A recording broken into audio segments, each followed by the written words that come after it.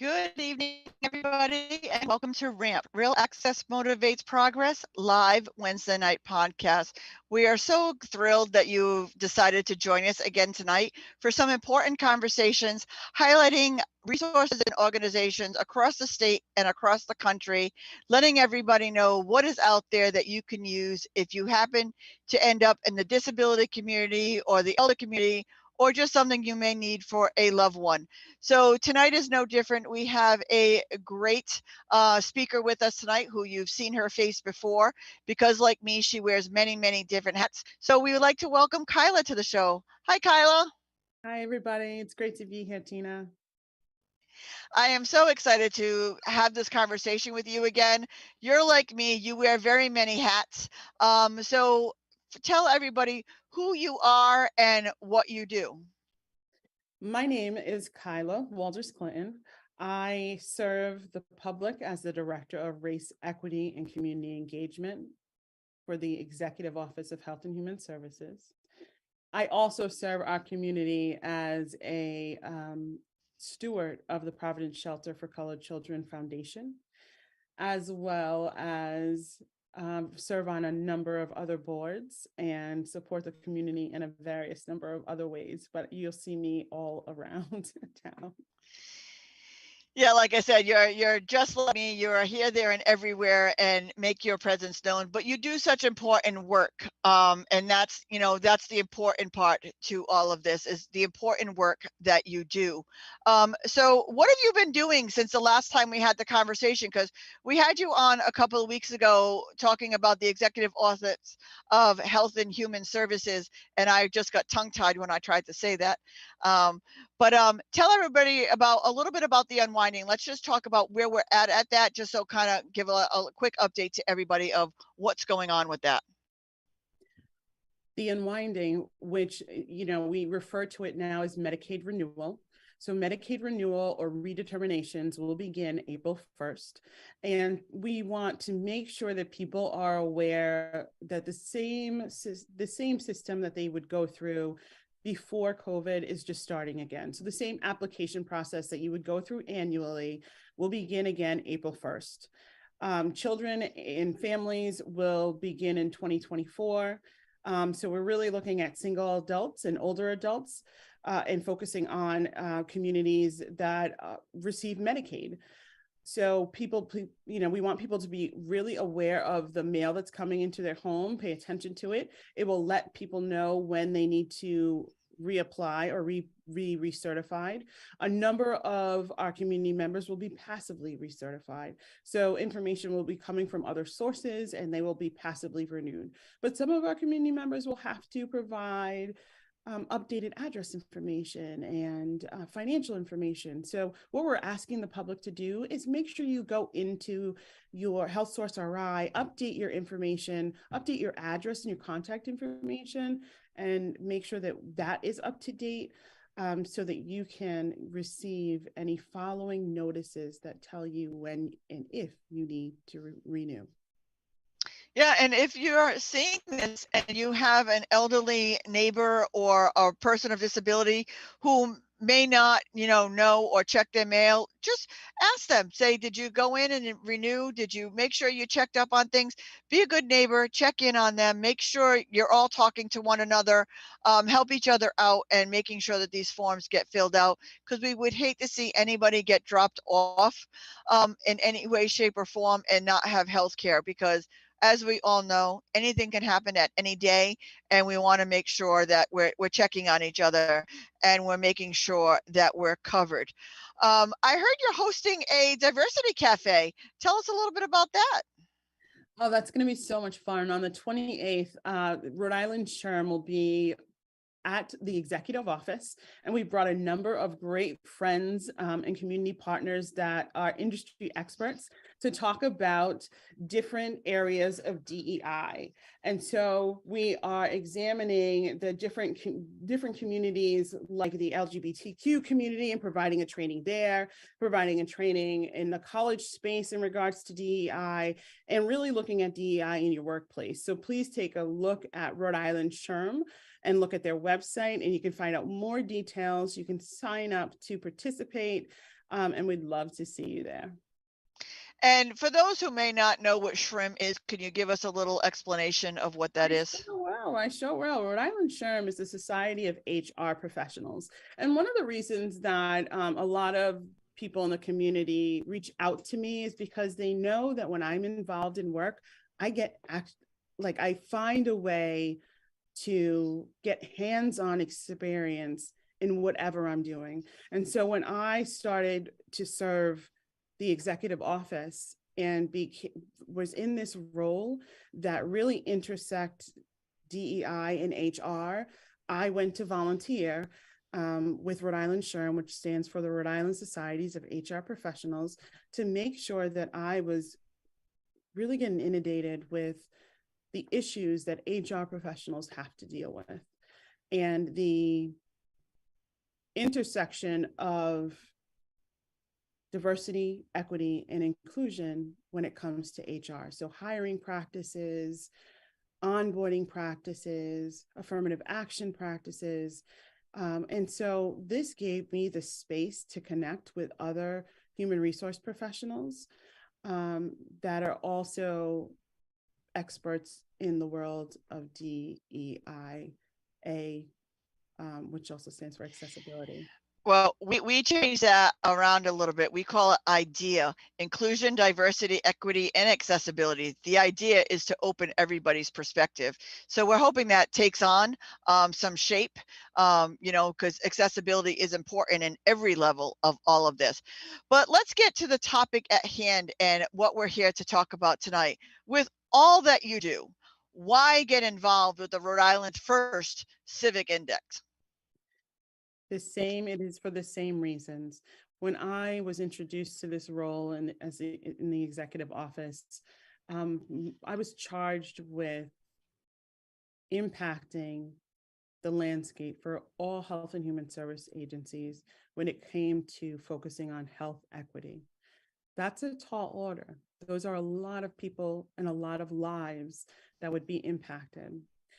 And so, like I said before, I really like to make sure that I get hands-on experience in all of these areas. So there were two things that I did. I joined the Economic Progress Institute board to really focus on policy, but I followed and I got involved with the Rhode Island Civic Health Index because they were really focused on listening to the whole entire community of Rhode Islanders, visualizing and providing a visualization of what Rhode Island really looks like, where we are today in our engagement in our civic health, and how we can move forward to become a part of the beloved community that Dr. King references in his work.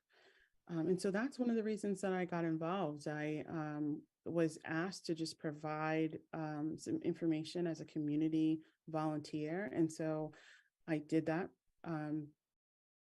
And I got really interested on how the Rhode Island Civic Index planned on surveying Rhode Islanders. How are they going to capture all the voices of Rhode Islanders? And so when they came back and asked me to participate in that research, it was a no-brainer for me because it would give me an understanding of how to do that for the executive office. And that's so true. And, I'm always one who likes to break it down for those who may not understand. So explain to people exactly what the Civic Health Index is, what it entails, and what it gathers information for. So what's really, really cool about the Civic Index is that it's the first of its kind. 30 other states have engaged in a civic index in their state, but Rhode Island did it for the first time in 2022. So that was really exciting to be a part of that.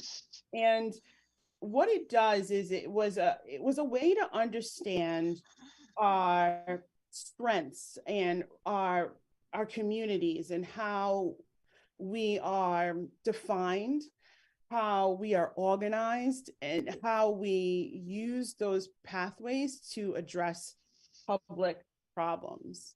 That is a definition that was actually from the National Conference of Citizenship. And I learned so much about where we are right now. We are number two, I think, in terms of people relating to one another.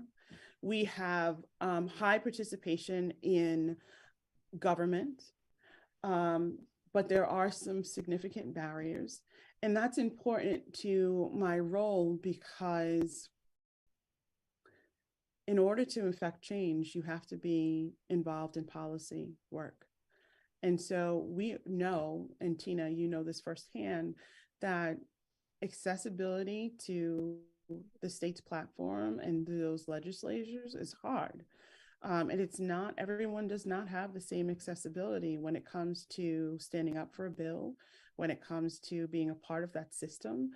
So that was a really great way to listen to how people felt about that work. It's so true. I mean, just recently, there were so many bills last week on housing and transportation and stuff going on at the State House and talking about accessibility in all multifaceted forms.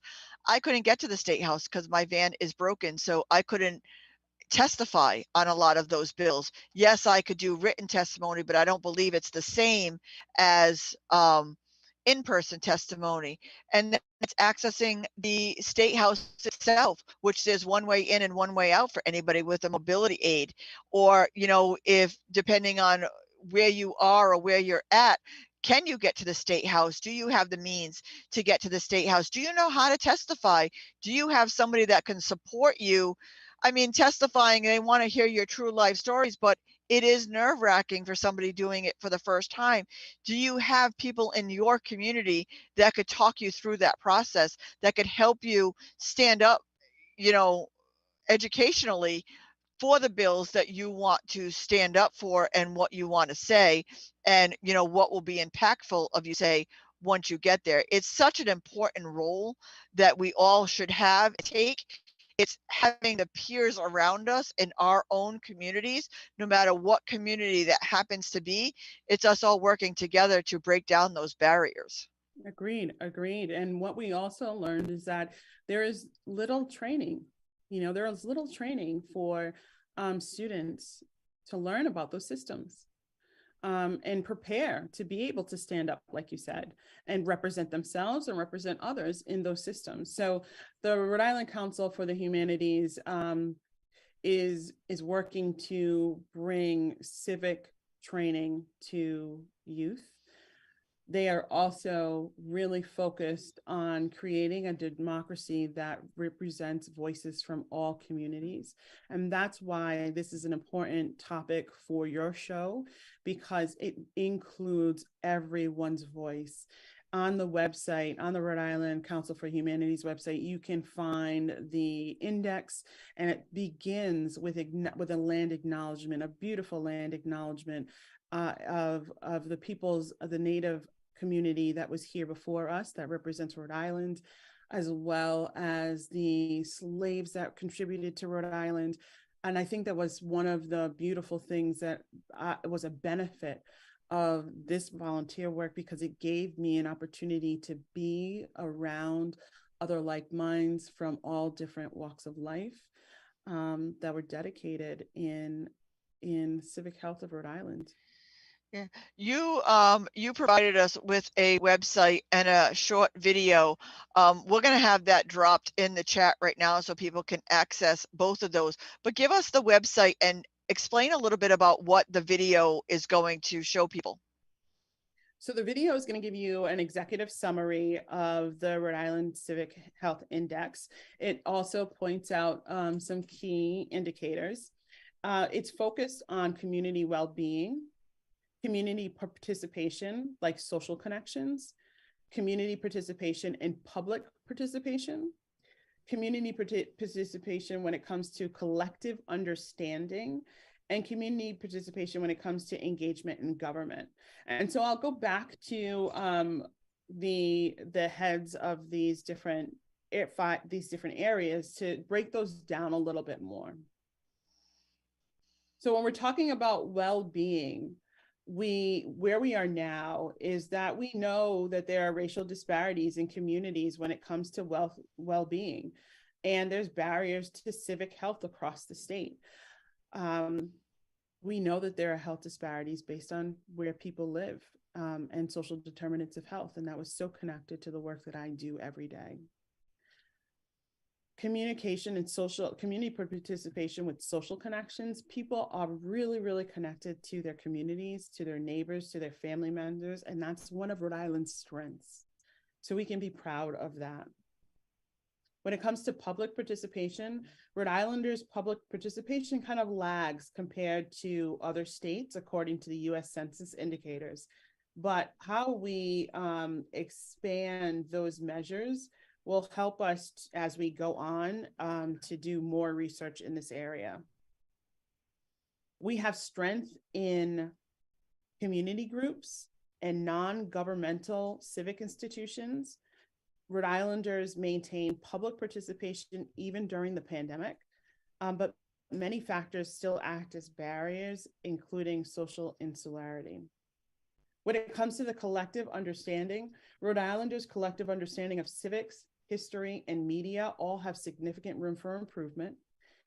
Race and age may be a big factor to the perceptions of like the state's history, including monuments and city squares and neighborhoods. And many Rhode Islanders felt frustrated due to the lack of relevant information and local coverage from their state media outlets. And then when it comes to engagement with the government, Rhode Islanders are engaged with the government at high rates compared to the rest of the nation, but many are concerned about nepotism and corruption. So we've got some work to do. Yeah, we definitely have some work to do between language barriers, racial barriers, accessibility barriers across the state. What is the goal? What would you like to see? Like if you had your own little wish list and Kyla could have anything she wanted, what would you like to see? How would you like to see this all turn around for Rhode Island? Well, this is exactly what I'd like to see. Partnerships with organizations like the Rhode Island Council for the Humanities provides the space for safe conversations. And it's those places and spaces where we need to have conversations about government, where we need to have open conversations about our communities, about our neighborhoods. Our neighborhoods are changing all the time. And so if we just think about the influx of refugees and the histories that they bring and how that blends into our fabric, it would be better to have those conversations instead of just letting people try to assimilate. You know, it would be better to be able to have those conversations with people in our community where I can see, like, there are some places where I see a lot of folks running businesses out of their home. And if you think about where they came from, that's something that they were used to. But in our communities here in Providence, you're living in a residential area. And I think that conversations like that would help people to find the resources that they need to be able to stand up and have a business legally without being afraid. And I think that there's just a lot of fear and a lot of lack of communication. And I think there's also a lot of misinformation out there. And so if I had my wish, it would be to have a couple more people like myself on my team so that we can engage a number of other community partners like the Rhode Island Council for Humanities. There are some other great partners out there that I'm working with right now that are creating those spaces, that are changing the way that our community connects with each other. And as we approach this digital age where our youth are really into that computer world, one of my concerns is that they lose that ability to engage with each other and be able to listen and be able to participate in dialogue, even when the other idea doesn't match yours. You know what I mean? So these spaces are really, really important, and they're critical to the way that we relate to one another. Well, you can always reach out here because you have a supporter and a cheerleader on my end. But I am blessed to say that I get to be in a lot of these spaces because of what I do helping all of these communities. I mean, disability is the largest minority in this country and we don't discriminate across the board. So I've been to the refugee center. I've been to a lot of these nonprofits that help all sorts of different communities. And I'm amazed at how much I get to learn and opening my mind and listening to their stories and having them listening to my stories is really what it's all about. It's opening your perspective to other people and learning, not judging, not guessing, not thinking you know better is good for them or not good for them. It's learning their culture, it's learning their way of life and bringing us to a conclusion where we can all work together and we can all find a space because we all matter and we all need to find that space together. And the more we talk, as much as we talk, the more we listen, the more we learn, and the more we're open to new ideas is the only way that any of this is going to change. And I'm so blessed that I get to be in those spaces and I can meet these so many different communities. I mean, I have been in spaces where I have no idea what anybody was saying to me because the language barrier was just beyond me, but in the end, we found a way to communicate. We found a way to make it work. And now they're some of my best people that I love to reach out to because we made it work. We found a way to make it work. We used an app that translated, and I'm sure it didn't translate correctly on everything because some of it we had good laughs over of what it was translating. But there are so many tech ways out there, and I wish the kids would get off their tech and talk to people, interact with people. I mean, kids that are sitting in the same room with each other, texting each other instead of actually having conversations. I just don't think so. How do you think we're doing? Are we really taking the steps forward, do you think? I think that community partners like the Rhode Island Council for Humanities is helping us to make those changes by providing these spaces. I know that in the government spaces, we are making those changes little by little. And what I love is that this index really helps people to focus on and think about how they participate in their communities from local to state government, how they interact with their friends, family, and neighbors, and realize that it's really, really important. And it influences overall well-being of your neighborhoods, communities, and your state. So I also want to mention that this work shows up. The Council for Humanities is something that people don't realize supported them for years. The Council of Humanities and is one of those organizations that funds our museums, our libraries, and a lot of our public spaces. And it records and contributes to the histories that we maintain and learn about. So yes, we are making changes every day. This is just an example of some of the changes and some of the work that's going on that people may not realize is happening, and that will continue to grow. We reached about 751 community partners to do this research, and we're just going to get bigger and bigger and bigger every year. So yes, we're headed in the right direction. And where we go into the future is the next conversation. So stay tuned. Yeah, and tell everybody how an everyday person can get involved in this work, how an everyday person can make a difference and bring their community together. Tell us some ways that we can form this beautiful community together and get engaged. I think, and it's something that I wholeheartedly believe in. It is as important to me as going to college because it provides you with a whole different way of learning, a whole different way of educating yourself, and that's through volunteer work. get involved in your community. Find some time to volunteer. Find some time to volunteer by yourself or with family members so that you can listen and be in tune to what's going on around you. I think during COVID, we were forced to focus our attention in certain ways.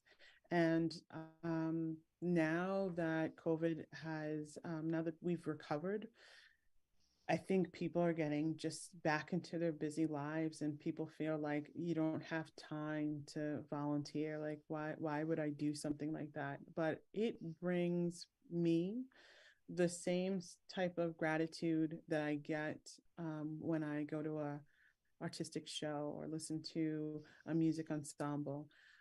Giving back to the community in that way feeds me so much and educates me in a way that there's no comparison.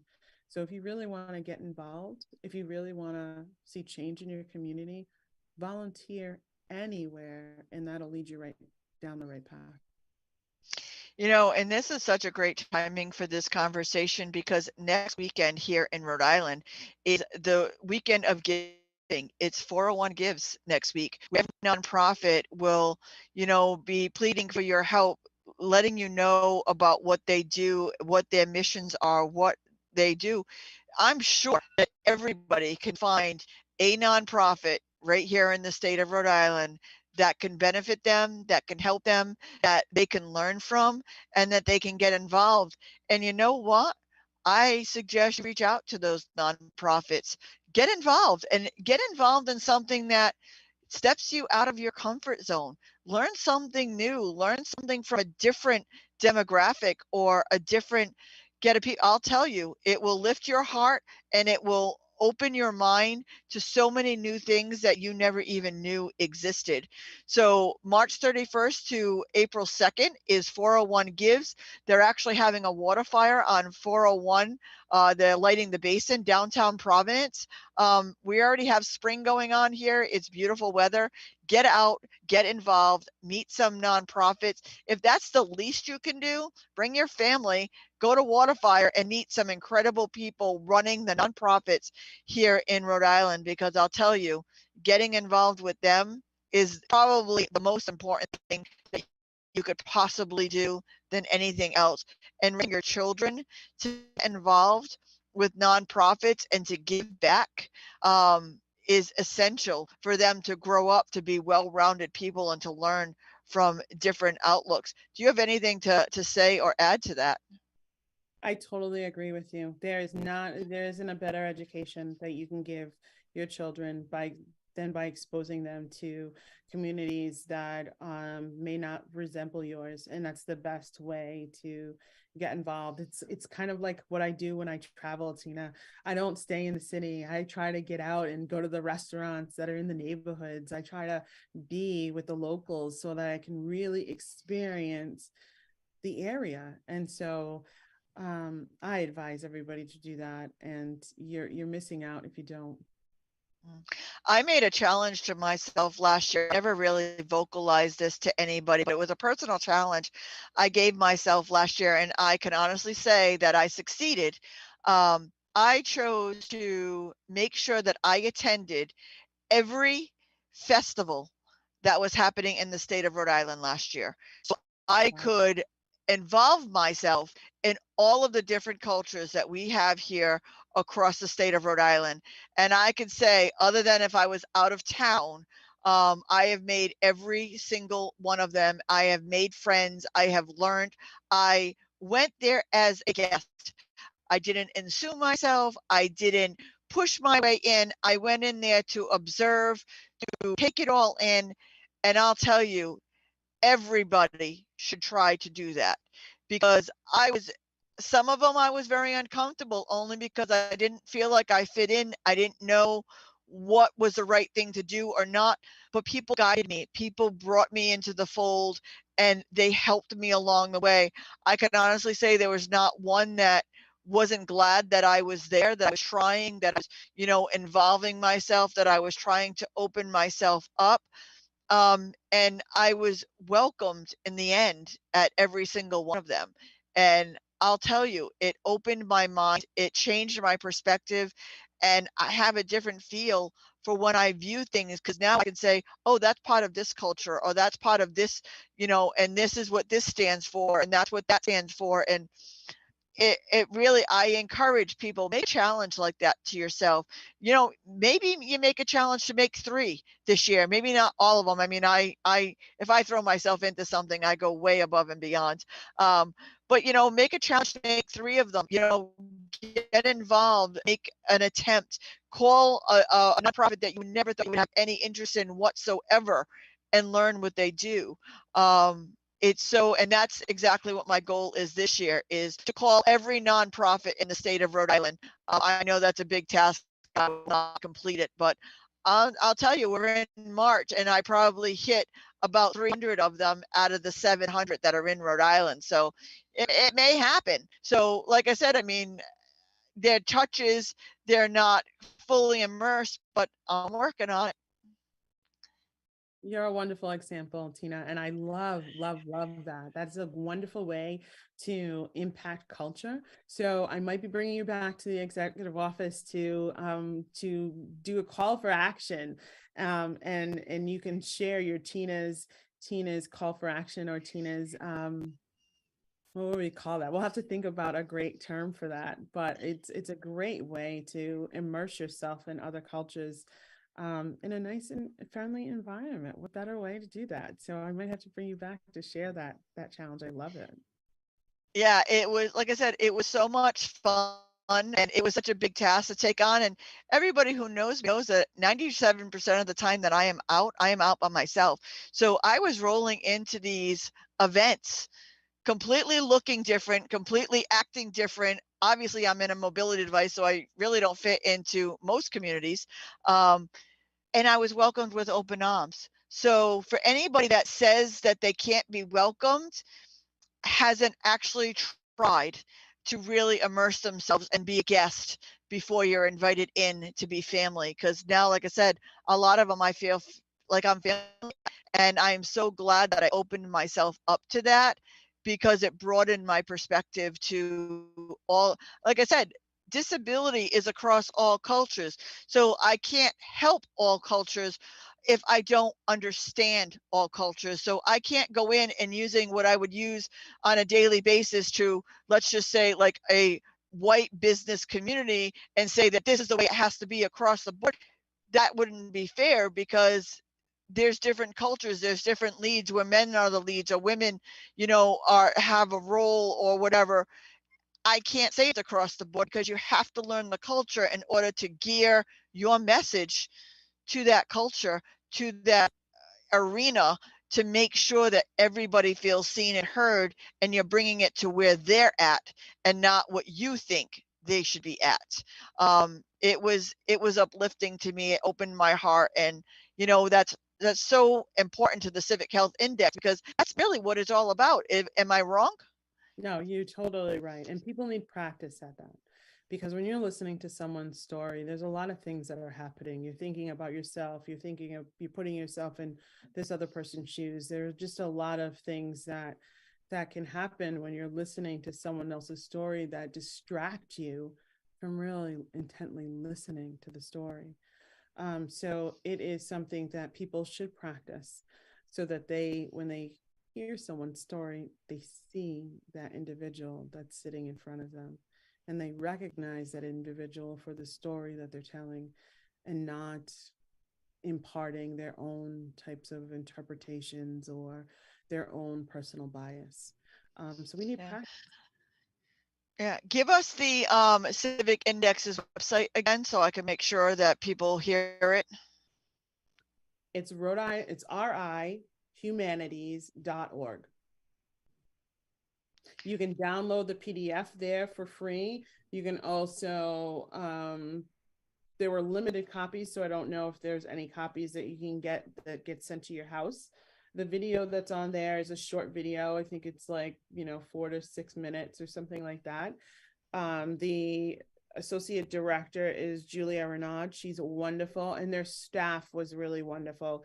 Some of the partners for this were the National Conference on Citizenship, the National Endowment for the Humanities, the Rhode Island Department of State, the Rhode Island Foundation, and the Federation of State Humanities Council. They were great partners, and I'm so happy that I got to participate in the first ever data-driven report assessing the state of Rhode Island's civic health, helping to understand where we are and where we're going together. And so there'll be continued conversations. I think there's one in April on the 19th to actually have that conversation of where we're going together. And if your community was to address all the racial disparities, what would that look like? I hear our time is almost up, Tina, so I will refrain.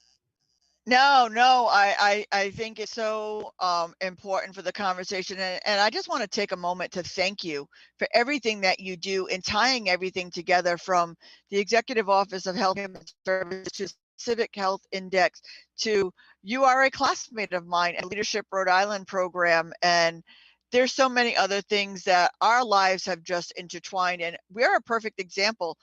We were Bannister Award winners. We were the inaugural Bannister Award winners back in 2020, was it? Or 2021? I don't even remember at the point. We were the only two that became instant friends. Like, there was just something that gravitated the two of us together. Completely two people from different worlds were smashed together in this one event, and we have been friends and opened the conversation ever since. And how easy it is opening your mind up to new friendships and new people to change the trajectory of your life, because you have changed my life by knowing you.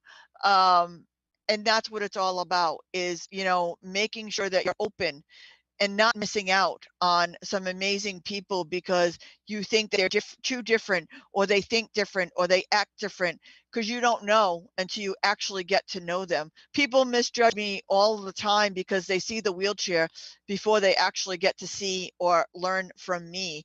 That I know it's the same in every community that we have across Rhode Island. So look at the two of us that we became fast friends, and I'll tell you, you're one of the people that I turn to when I'm having a problem, or when I don't understand something, or when I need clarity on something, or if I'm just being a big pain in the ass and saying, hey, Kyla, talk me off the ledge because I think I'm overthinking this. And you bring me right down back to earth.